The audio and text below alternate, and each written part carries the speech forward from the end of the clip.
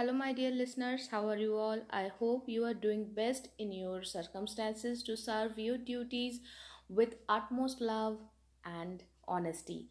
So, let's start a new story from the book Bengal Fairy Tales, written by Francis Bradley Burt. This book was first published in the year 1920 and it was illustrated by Abanindranath Thakur. So today we are going to read a new story, Lakshmi's Gift. Here I must say Lakshmi is a deity, Hindu goddess assigned to wealth and fortune. So let's start our story. Lakshmi's Gift. In a certain village in Bengal, there lived a poor Brahmin widow and her son without any ostensible means of subsistence. The young Brahmin was only a boy and not old enough to obtain work. Fasting became habitual to both mother and son, begging being a profession that fails in course of time. One day, the Brahmini, no longer able to bear the pangs of hunger and the sight of her son's sad face, left home to drown herself in an adjacent river. When she had gone about half the distance, a dog, asleep on the side of the road, rose up at the sound of her steps and shook a cori from its head in front of her. Out of curiosity, she took it up and proceeded on her sad journey. But she was not destined to put an end to her life, for a fierce tiger suddenly appeared in front of her and frightened her so that she stepped backwards. He could, if he had liked, have made a meal of her, but he did not seem intent on so doing. He acted rather as a father frightening away his child from running into danger. And the more the Brahmani moved backwards towards her house, the closer was she followed by her new friend, until she quite forgot her intention of drowning herself and reached her own home again, trembling in every limb. The tiger was indeed her friend, for he was no other than Nandi, whom Annapurna had borrowed of her husband and sent to befriend the poor woman by first saving her life and then supplying her and her son with food enough for the day. The tiger's mission then took him to the bazaar, whence he got all the necessary articles of consumption, and lest his entrance into the Brahmani's house should throw her again into terror, he considerately cast them over the wall into the courtyard. As it was late in the day, neither the Brahmani nor her son ate any substantial food before sunset. They waited for the evening to set in, and then an excellent meal was prepared such as they had never before had. They ate heartily, and after conversing on the momentous topics of the day, they shoved their beds. The mother, when about to lie down, found the shell of the kori tied in one corner of her sari, and after showing it to her son and telling him how she had obtained it, placed it under her pillow.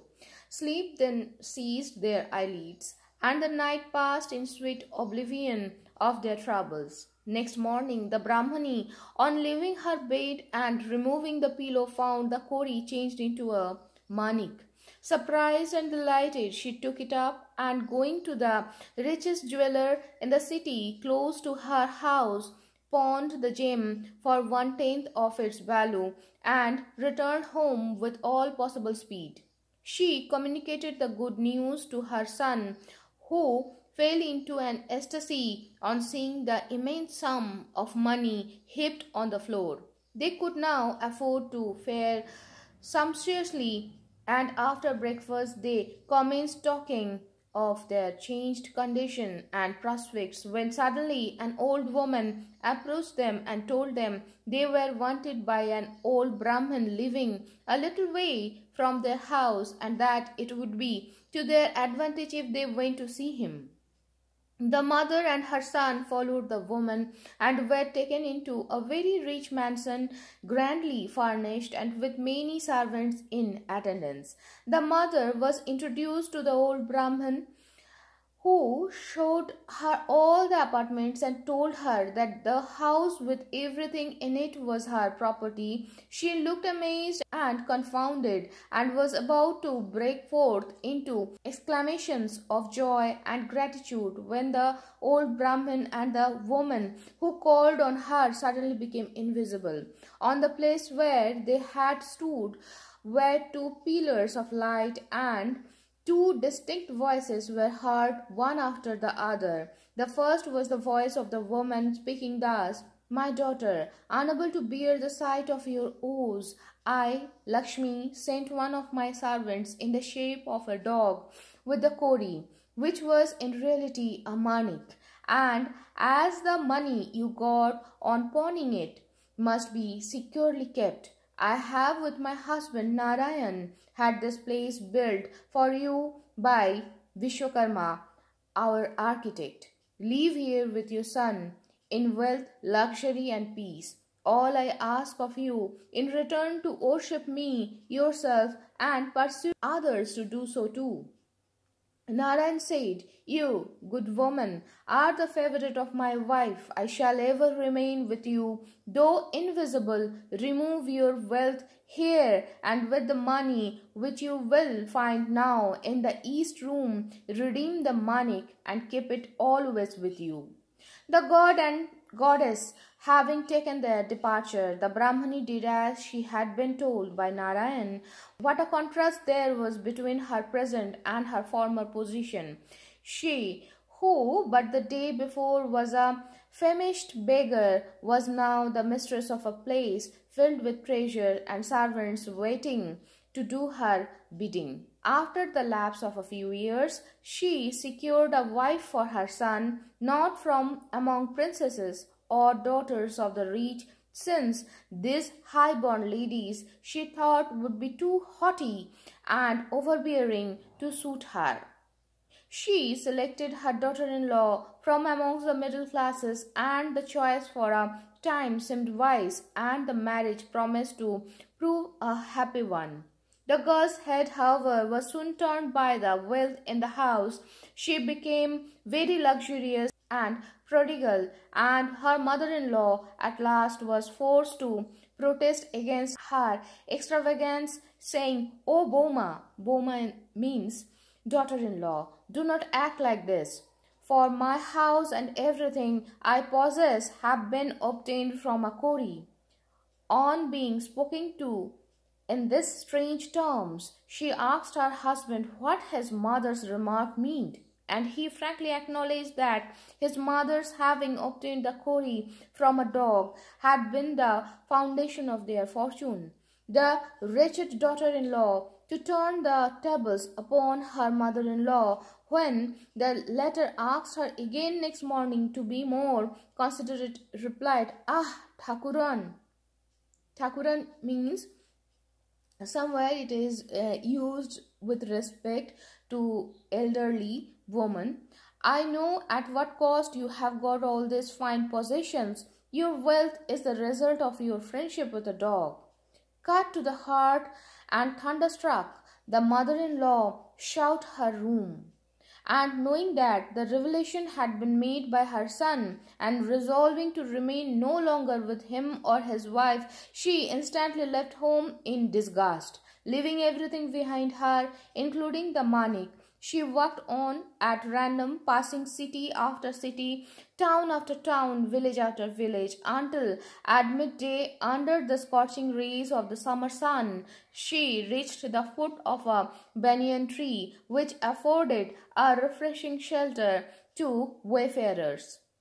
For some time she sat under the shadow of it, but by the time she was ready to resume her journey, she had become very thirsty. Her throat seemed parched, and to slake her thirst, she approached a neighboring rill.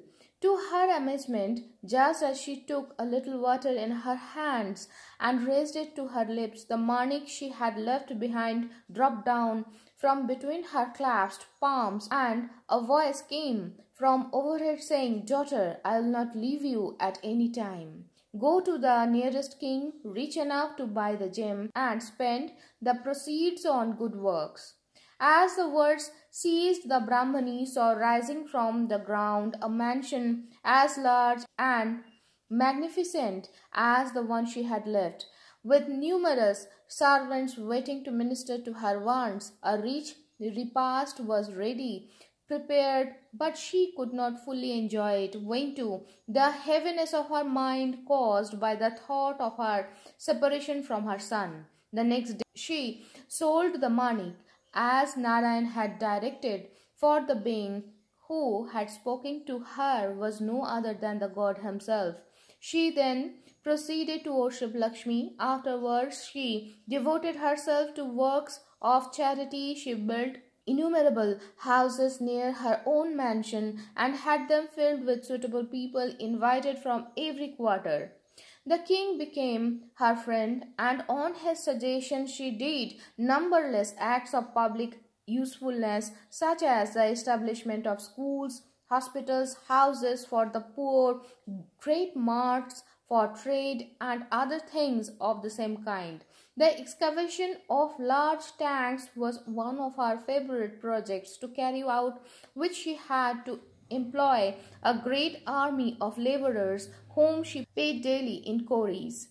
Leaving her to use her wealth in this laudable manner, let us for a moment direct the reader's attention to what was going on in the house she had left.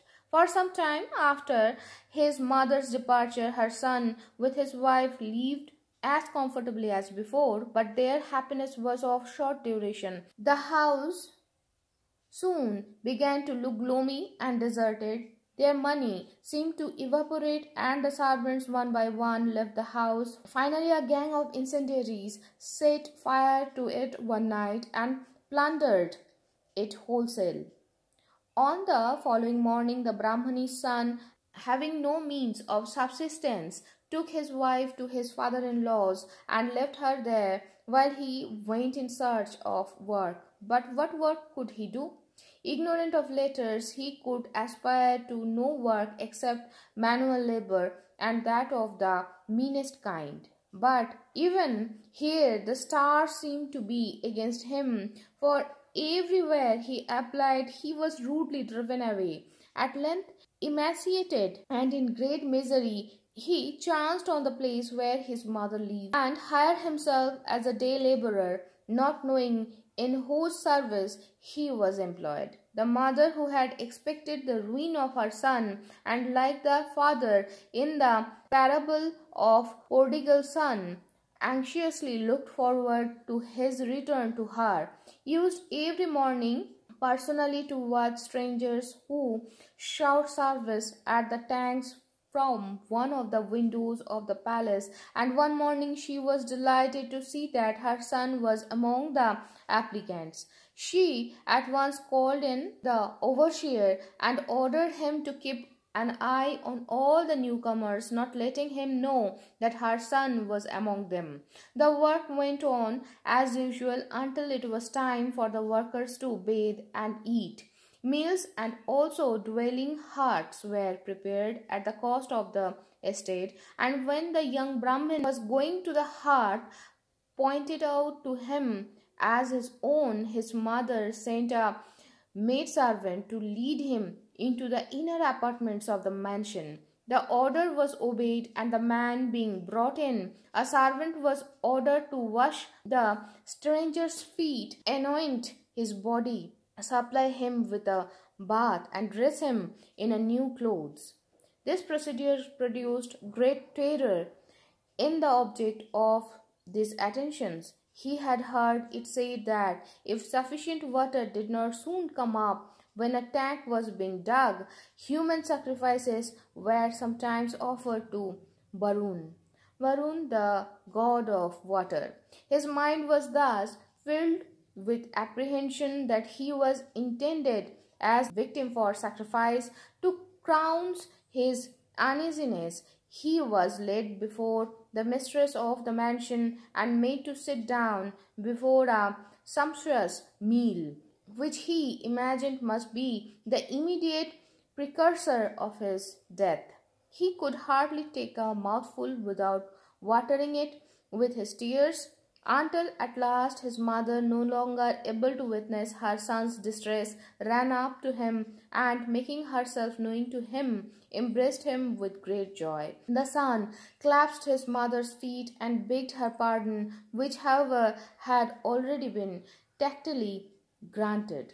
The Brahmini then inquired after her daughter-in-law and learned that she was living with her father in wretched circumstances. She sent for her.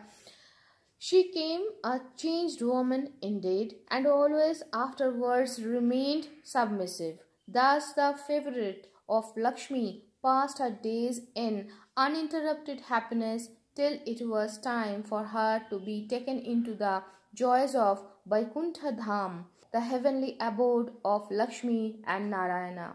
So, my dear friends, today we are going to stop here. We will start a new story in the next week. Till then, be happy, be jolly, and keep listening, right? Ta-da!